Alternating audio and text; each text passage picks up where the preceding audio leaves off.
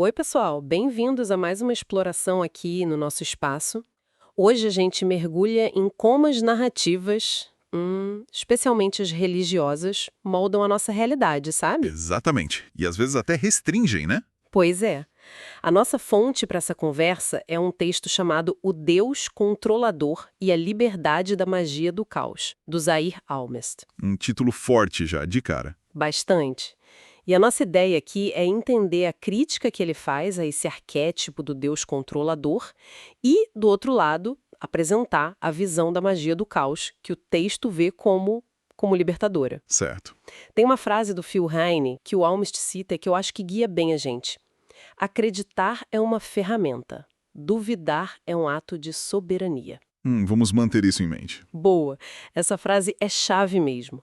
Então, o conflito central que o texto levanta é esse, né? De um lado, essa figura de Deus onisciente que julga tudo, quase um Big Brother cósmico, Aham. e do outro, uma visão onde essas figuras divinas são mais como ferramentas da nossa própria mente. O texto fala muito do impacto psicológico disso, né? Fala e é um ponto crucial. O Almist detalha como essa ideia de um Deus punitivo, especialmente se vem desde criança, sabe? Pode criar um terreno fértil para medo, para culpa Hum. e para repressão também. De desejos, de pensamentos. A ideia de ter alguém invisível sempre olhando, julgando, podendo te condenar, funciona, na prática, como ele diz, como uma vigilância psíquica. Nossa, vigilância psíquica é pesado. E muitas vezes isso vem com uma roupagem de moralidade. Mas a função primária, segundo a fonte, é o controle mesmo. Ok, vamos desempacotar isso um pouco mais. Se essa figura é um controle, o texto aponta para outras formas de pensar o divino, outras saídas. Sim, aponta. E aí que a coisa fica, bom, mais esotérica, digamos. Ele traz a ideia gnóstica do demiurgo. Demiurgo. E Aldabaus, esses nomes. Esses mesmos. Na visão gnóstica, ele seria tipo um criador do mundo material, mas imperfeito. Uma emanação inferior que se acha ao máximo o Deus Supremo. Entendi. E o texto faz uma ponte disso com o IHWTA do Antigo Testamento. Não a fonte de tudo, o absoluto, mas um Deus mais local, ciumento, exigente, quase um déspota cósmico ali no seu quadrado. Um deus tribal, então. Isso. Essa é a leitura que a fonte traz.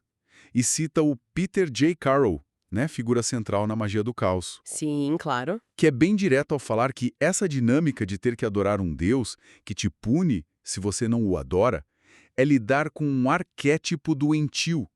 Palavras dele, citadas na fonte. Uau, direto mesmo. E é aí que entra a magia do caos, imagino. Como uma alternativa a esse arquétipo doentio. Outros aparece no texto como essa ruptura radical. O que ela faz, e a fonte destaca isso, é tratar a crença de forma pragmática. Pragmática como, tipo, usar a crença. Isso. As crenças, os mitos, os deuses Yahweh, Lúcifer, Ísis, Shiva, tanto faz, viram ferramentas psicológicas. São como interfaces, máscaras que você veste e tira. Máscaras temporárias. Ou egrégoras, né? Formas pensamento coletivas com energia. Você usa para atingir certos estados, certos resultados. O foco sai da adoração externa para a exploração interna, Exploração do quê, do exatamente? Kia, que seria a nossa consciência essencial, a nossa centelha, e do caos, o potencial puro, a fonte de onde tudo vem. Kia e caos. E a grande virada, segundo o texto, é que essa fonte maior, esse mistério, seja qual for o nome, não exige submissão. Pelo contrário, convida à participação, à cocriação. Nossa, isso muda tudo. É uma inversão completa. Em vez do fiel passivo, esperando ali o julgamento, vem o praticante ativo. Que usa a crença como uma tecnologia pessoal, sabe? Para navegar na realidade, para moldar a experiência. Ele se vê como um canal da fonte, não um servo dela. Uma mudança de postura fundamental mesmo em relação ao sagrado. Totalmente. E por isso a crítica da fonte, a fé cega, imposta pelo medo, pela culpa, é tão forte. Chama de cárcere psíquico. Faz sentido, dentro dessa lógica. Mas tem um detalhe importante. O texto não diz que o arquétipo do Deus julgador é mau necessariamente. A questão é vê-lo como limitado, um pedaço do todo, não o todo. Entendi, não é o quadro completo. Exato. Reconhecer a sombra dele, essa coisa controladora, ciumenta, é o primeiro passo para ir além, para buscar algo mais autônomo, mais integrado. Então, para a gente amarrar um pouco, a gente saiu da crítica ao Deus controlador, viu o impacto psicológico disso, passou pela ideia do demiurgo como uma reinterpretação e chegou na magia do caos como essa via de liberdade que trata a crença como ferramenta e foca na nossa própria consciência e potencial. Foi esse o percurso? Perfeito. A conclusão central que o texto oferece é essa. O arquétipo controlador, simbolizado ali por YHWH, é só uma parte. Uma frequência, digamos assim. Uma frequência no espectro divino, gostei disso.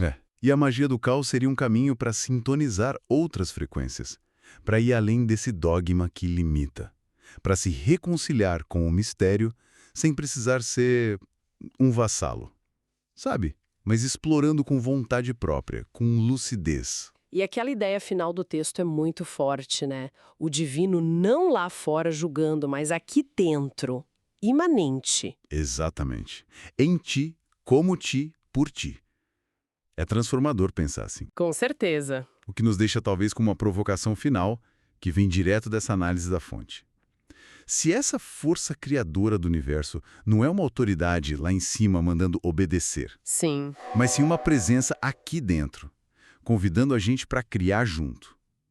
Que potenciais será que a gente ainda nem descobriu em nós? Que realidades poderiam surgir se a gente ousasse olhar para além do que os dogmas estabeleceram como limite? Fica aí para pensar.